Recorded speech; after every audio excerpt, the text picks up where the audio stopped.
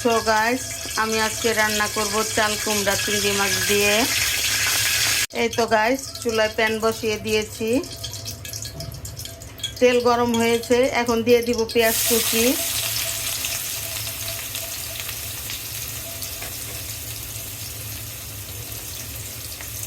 দিয়ে দিব ফালি করে রাখা কাঁচামরিচ, পরিমাণ মতো লবণ দিয়ে দিব। আমি এর সাথে অল্প পরিমাণে আদা বাটা, রসুন বাটা, জিরা বাটা অ্যাড করে নিব। দিয়ে দিব রসুন বাটা, দিয়ে দিব সামান্য আদা বাটা, দিয়ে দিব সামান্য জিরা বাটা। মশলা কষানোর জন্য সামান্য পরিমাণ পানি দিয়ে দিব। দিয়ে দিব হলুদ গুঁড়ো, অল্প পরিমাণে মরিচ গুঁড়ো দিয়ে দিব। এখন চিংড়ি মাছ দিয়ে দিব।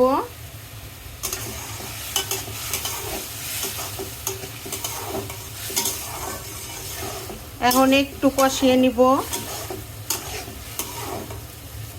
কে কোথা থেকে দেখছেন আমাকে একটু কমেন্ট করে জানাবেন। আপনারা কিভাবে রান্না করেন চাল কুমড়া আমাকে কমেন্ট করে জানাবেন।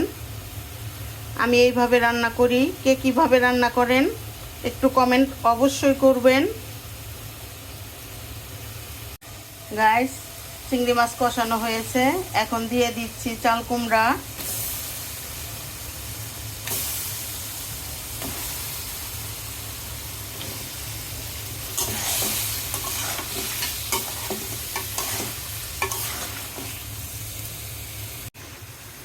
সো গাইস, এখন কষানোর জন্য অল্প পরিমাণে একটু পানি দিয়ে দিব।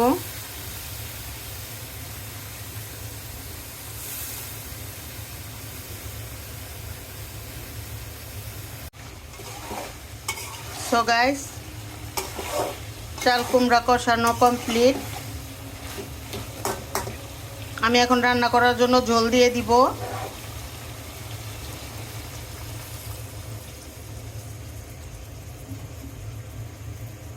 এই তো ঝোল দেওয়া কমপ্লিট। এখন আমি ঢেকে কিছুক্ষণ রান্না করে নিব।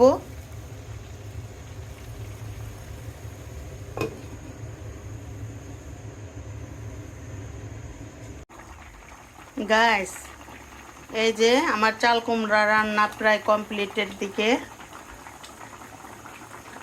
কালারটা সুন্দর আসছে না গাইস?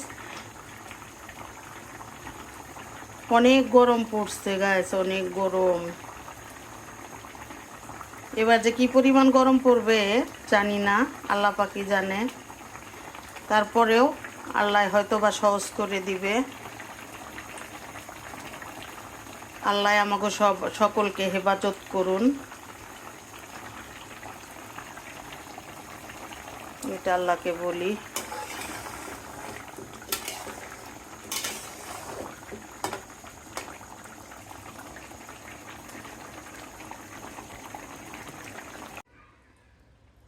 এই তো গাইস, আমার চাল কুমড়া ফাইনালি রান্না কমপ্লিট।